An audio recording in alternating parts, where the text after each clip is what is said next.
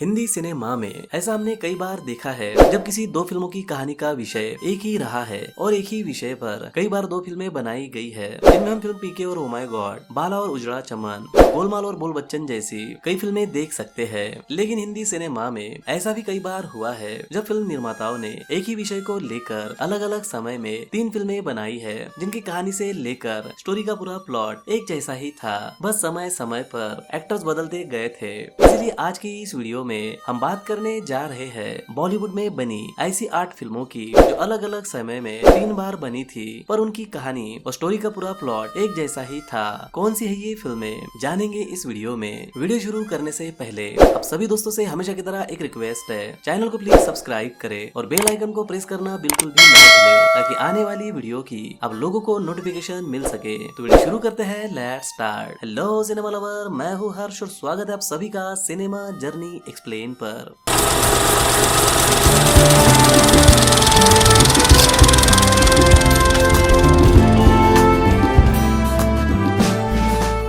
एक ही विषय और एक ही थीम पर बनी पहली 3 फिल्मों की हम बात करें तो उनमें नाम आता है साल 1966 में फिल्म राम और श्याम, साल 1972 में फिल्म सीता और गीता और साल 1989 में फिल्म चालबाज का। इन तीनों फिल्मों की कहानी डबल रोल कंसेप्ट पर बेस्ड थी, जहां राम और श्याम फिल्म में दिलीप कुमार जी का डबल रोल दिखाया गया था, जिनमें एक किरदार भोला भाला होता है और वो अपने जीजा जी का जुल्म बर्दाश्त करता है। वही दूसरा किरदार थोड़ा टेढ़ा होता है, जो जैसे को तैसा जवाब देना जानता है। ये फिल्म बॉक्स ऑफिस पर हिट होते ही इसी फॉर्मूले का इस्तेमाल करते हुए रमेश सिप्पी जी ने साल 1972 में सीता और गीता फिल्म बनाई थी, जिसकी कहानी राम और श्याम फिल्म जैसी ही थी। बस फर्क इतना था कि इस फिल्म में हीरो का नहीं बल्कि हीरोइन का यानी हेमा मालिनी जी का डबल रोल दिखाया गया था। बाकी इस फिल्म की कहानी राम और श्याम जैसी ही थी और साल 1989 में सीता और गीता फिल्म का फॉर्मूला इस्तेमाल करके फिर एक बार इसी कहानी को चालबाज फिल्म में दोहराया गया था। बस इस फिल्म की कास्ट में श्रीदेवी जी डबल रोल में नजर आई थी। बाकी इस फिल्म की कहानी राम और श्याम और सीता और गीता जैसी ही थी। Number 2, work. साल 1965 में आई फिल्म वर्क, जिसे डायरेक्टर एस चोपड़ा जी ने किया था। इस फिल्म में हमें राजकुमार जी, सुनील दत्त जी और साधना शिवदासानी जी नजर आई थी। इस फिल्म की कहानी लव ट्रायंगल ड्रामा पर बेस्ड थी, जिसमें फिल्म का हीरो यानी राजकुमार जी साधना शिवदासानी से प्यार करता है और वो दोनों एक दूसरे से शादी करना चाहते हैं। लेकिन उसी दौरान राजकुमार जी का एक्सीडेंट हो जाता है और उनकी लाश किसी को नहीं मिलती, तो तब सभी ये समझ लेते हैं कि वो मर गए हैं। फिर फिल्म की नायिका अपने पिता के कहने पर फिल्म के दूसरे नायक यानी सुनील दत्त जी से शादी कर लेती है। लेकिन इंटरवल के बाद राजकुमार जी की फिल्म में एंट्री हो जाती है और फिल्म की कहानी इसी के इर्द गिर्द घूमती है। लव ड्रामा पर बनी ये फिल्म इस साल की बड़ी हिट फिल्म थी, जिसके चलते इसी विषय को लेकर पूरे 29 साल बाद साल 1994 में इम्तिहान फिल्म बनाई गई थी। इस फिल्म को डायरेक्ट हैरी बैवेज ने किया था और इस फिल्म में सनी देओल, रवीना टंडन और सैफ अली खान नजर आए थे। इस फिल्म की भी कहानी वक्त फिल्म के जैसी ही थी, बस इस फिल्म में थोड़े बदलाव किए गए थे। बाकी पूरी कहानी एक जैसी ही थी, जैसे की फिल्म के हीरो हीरोइन एक दूसरे से प्यार करते हैं और एक दूसरे से शादी करना चाहते हैं, लेकिन इनके बीच एक गुंडा आ जाता है और हीरो को मारकर उसे समुद्र में फेंक देता है और सभी को यही लगता है कि हीरो मर गया है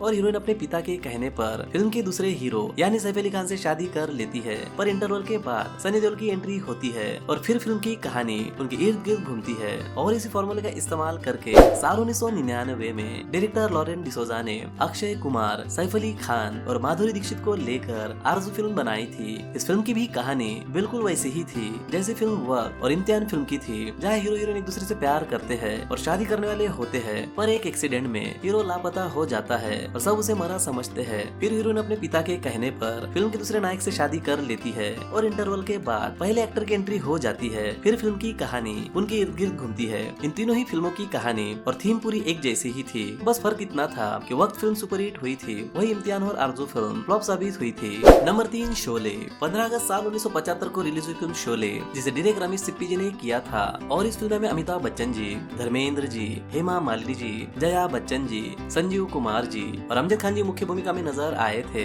शोले फिल्म की कहानी ठाकुर बलदेव की होती है, जिसके पूरे परिवार को डाकू गब्बर सिंह मार देता है। अपने परिवार का बदला लेने के लिए ठाकुर 2 चोरों को यानी जय वीरू को पैसे देकर गब्बर को उसके लिए पकड़ने को कहता है, जिसके लिए जय वीरू मान जाते हैं और गब्बर को ठाकुर के हवाले करते हैं। ये हम सभी जानते जानते हैं कि शोले फिल्म इस साल की सबसे बड़ी हिट फिल्म थी और इस फिल्म ने कमाई के कई कीर्तिमान अपने नाम किए थे, जिसकी वजह से आज भी इस फिल्म को मास्टरपीस कहा जाता है। इस फिल्म की सफलता को देखकर वक्त वक्त पर कई फिल्म निर्माताओं ने शोले जैसी फिल्में बनाई है, जिनमें हम फिल्म शान, कर्मा, आर्मी और आग जैसी फिल्में देख सकते हैं।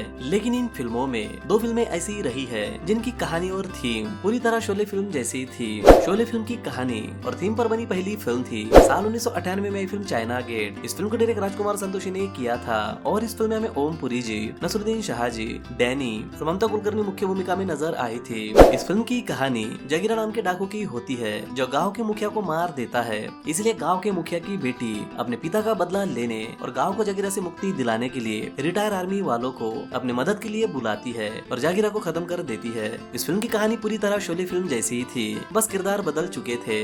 चाइना गेट फिल्म के बाद इसी कहानी को लेकर साल 2000 में धर्मेश दर्शन ने आमिर खान, फैसल खान और टिंकल खन्ना को लेकर मेला फिल्म बनाई थी, जिसकी कहानी बिल्कुल शोले जैसी ही थी, बस इस फिल्म के कलाकार और थोड़ी सिचुएशन अलग थी। इस फिल्म की कहानी रूपा की होती है जिसके भाई को डाकू गुज्जर मार देता है और रूपा अपने भाई का बदला लेने के लिए ऐसे दो दोस्तों से मिलती है जो बेहद बहादुर होते हैं और वो रूपा के लिए उसके भाई का बदला लेते हैं।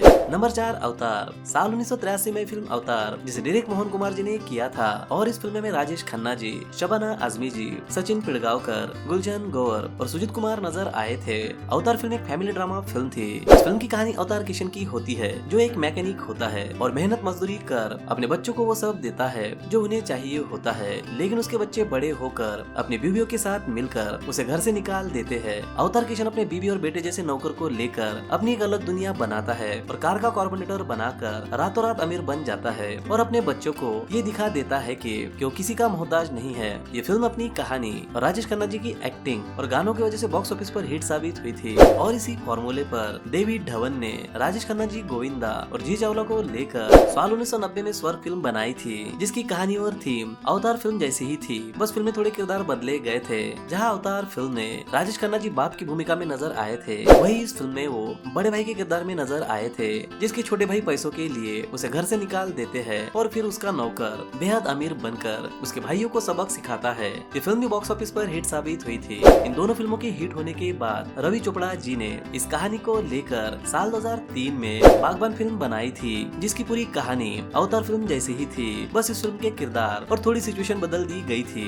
इस फिल्म में हमें अमिताभ बच्चन जी, हेमा मालिनी जी, सलमान खान और अमन वर्मा नजर आए थे। इस फिल्म में भी अमित जी के बच्चे अपने माँ बाप को अलग कर देते हैं, फिर अमित जी अपने हुनर का इस्तेमाल कर एक नॉवेल लिखते हैं और रातों रात अमीर बन जाते हैं, जिसके चलते उनके बेटे पैसों के लिए उनके पास आते हैं पर अमित जी उन्हें ठुकरा देते हैं। ये फिल्म भी अपनी कहानी और अमित जी की एक्टिंग के वजह से बॉक्स ऑफिस पर हिट साबित हुई थी।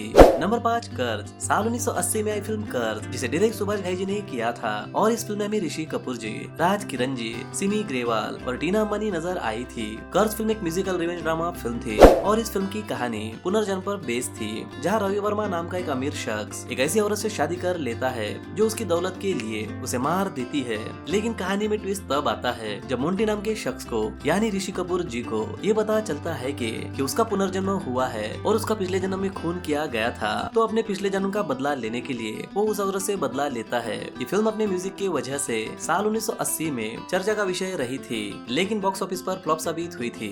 पुनर्जन्म की इस फॉर्मूले को इस्तेमाल करके साल 1995 में राकेश रोशन जी ने सलमान खान और शाहरुख खान को लेकर करण अर्जुन नाम की फिल्म बनाई थी, जिसकी कहानी भी पुनर्जन्म और रिवेंज ड्रामा पर ही बेस्ड थी। इस फिल्म में भी नायकों की हत्या कर दी जाती है, फिर उनका पुनर्जन्म होता है और अपने खूनी से बदला लेते हैं। ये फिल्म अपने गानों और कहानी के वजह से ब्लॉकबस्टर साबित हुई थी। इस फिल्म के बाद साल 2007 में फिर एक बार इसी विषय और थीम को लेकर फराह खान ने शाहरुख खान और दीपिका पादुकोण के साथ ओम शांति ओम फिल्म बनाई थी। इस फिल्म की कहानी कर्ज और करण अर्जुन से अलग थी, लेकिन इस फिल्म की थीम पुनर्जन्म पर ही बेस्ड थी, जहाँ एक फिल्म प्रोड्यूसर उसकी बीबी को और उसके फैन को मार देता है, फिर उनका पुनर्जन्म होता है और वो उस प्रोड्यूसर से अपने पिछले जन्म का बदला लेते हैं। ये फिल्म भी बॉक्स ऑफिस पर ब्लॉकबस्टर हिट साबित हुई थी। नंबर 6 हम हैं कमाल के। साल 1993 में फिल्म हम हैं कमाल के, जिसे डायरेक्ट विजय रिधि ने किया था और इस फिल्म में अनुपम खेर, कादर खान और सदाशिव अमरापुरकर नजर आए थे। इस फिल्म की कहानी की बात करें तो इस फिल्म की कहानी ऐसे अन्य बहरे दोस्तों की होती है जो किसी वजह से गुंडों के चक्कर में फंस जाते हैं और फिर फिल्म की कहानी उनके इर्द गिर्द घूमती है। इसी फॉर्मूले को लेकर साल 2006 में इंदर कुमार ने भी फरदीन खान और विवेक ओबराय को लेकर प्यारे मोहन फिल्म बनाई थी, जिसकी कहानी बिल्कुल हम है कमाल के जैसी ही थी, जिसमें दो अंधे बहरे दोस्त किसी वजह से गुंडों के चक्कर में पड़ जाते हैं और फिर उस फिल्म की कहानी उन्हीं की इर्द गिर्द घूमती है। और साल 2006 में ही इसी आइडिया पर दीपक तिजोरी ने भी टॉम डिक हैरी नाम की फिल्म बनाई थी, जिसे थोड़ा अलग दिखाने के लिए उन्होंने इस फिल्म में गूंगे का किरदार भी जोड़ दिया था। लेकिन इस फिल्म की कहानी भी लगभग हम है कमाल के और प्यारे मोहन जैसी ही थी। बात करें इन तीनों फिल्मों के बॉक्स ऑफिस रिपोर्ट की तो ये तीनों ही फिल्में फ्लॉप हुई थी। नंबर 7 अंगारे। साल 1998 में फिल्म अंगारे, जिसे डायरेक्ट महेश भट्ट ने किया था, और इस फिल्म में अक्षय कुमार, नागा अर्जुना, सोनाली बेंद्रे और पूजा भट्ट नजर आई थी। इस फिल्म की कहानी की हम बात करें तो इस फिल्म की कहानी एक ऐसे अंडरकवर पुलिस ऑफिसर की होती है जो क्रिमिनल के बीच उनका दोस्त बनकर जाता है और उनकी सारी खबरें पुलिस वालों को देता है। फिर उसके दोस्तों को ये पता चलता है कि वो एक पुलिस वाला है और उसी के बीच इस फिल्म की पूरी कहानी घूमती है। अंडरकवर पुलिस ऑफिसर के आइडिया वाली ये फिल्म वैसे तो फ्लॉप साबित हुई थी, लेकिन इसी आइडिया और स्टोरी पर 2 और फिल्में बनाई गई थी, जिसमें दूसरी फिल्म थी साल 2002 में आई छल। इस फिल्म को डायरेक्ट हंसल मेहता ने किया था और इस फिल्म में के मेनन और प्रशांत नारायणी नजर आए थे। इस फिल्म की कहानी भी अंगारे फिल्म जैसी ही थी, जहाँ एक अंडरकवर पुलिस ऑफिसर क्रिमिनल के बीच उनका दोस्त बनकर जाता है और उनकी जानकारी पुलिस को देता है। जब उसकी सच्चाई गुंडों को पता चलती है तो उसी के इर्द गिर्द इस फिल्म की पूरी कहानी घूमती है। ये फिल्म भी कुछ खास नहीं चली थी, लेकिन इसके बावजूद साल 2003 में इसी आइडिया पर विक्रम भट्ट ने फुटपाथ फिल्म बनाई थी, जिसमें हमें आफ्ताब शिवदसानी, इमरान हाशमी और राहुल देव नजर आए थे। इस फिल्म की भी कहानी अंगारे और छल जैसी थी, बस किरदार और किरदारों की सिचुएशन बदली गई थी और ये फिल्म भी बुरी तरह फ्लॉप हुई थी।